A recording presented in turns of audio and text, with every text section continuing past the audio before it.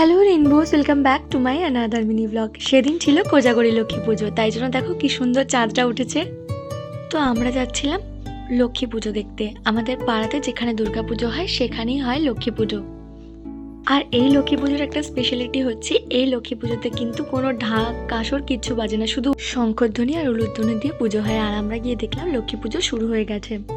আর লক্ষ্মী পুজোর পর যে বাড়িতে লক্ষ্মী পুজো হয় সেই বাড়িতে আমাদের নিমন্ত্রণ ছিল। যে বছর যে বাড়ির লক্ষ্মী পুজো হয় বা দুর্গা পুজো হয় সেই বাড়ি থেকে আমাদের প্রত্যেক বছরই নিমন্ত্রণ থাকে।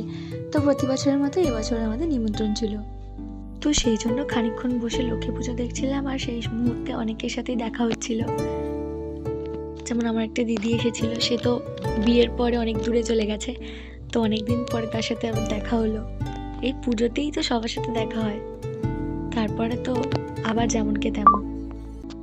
তো তারপর আমরা খেতে বসে পড়েছিলাম। খাবারে ছিল বিভিন্ন ভাজা, খিচুড়ি, ফুলকপি আলুর তরকারি, বাঁধাকপির তরকারি, আর শেষ পাতে ছিল দই, চাটনি আর সুজি।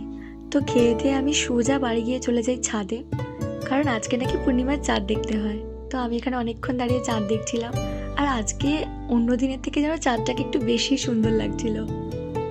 আচ্ছা, তোমরা কিন্তু আমার চ্যানেলটাকে সাবস্ক্রাইব করতে ভুলো না, আর এই ভিডিওটাতে একটা লাইক করে দিও। তো আমি এখানে চাঁদের আলোতে একদম স্নান করছিলাম, জ্যোৎস্না স্নান যাকে বলে। এ দেখো, তোমরা কিন্তু ভিডিওতে দুটো চাঁদকে একসাথে দেখতে পাচ্ছ, তোমরা কত লাকি বলো তো। চলো মজা করছি।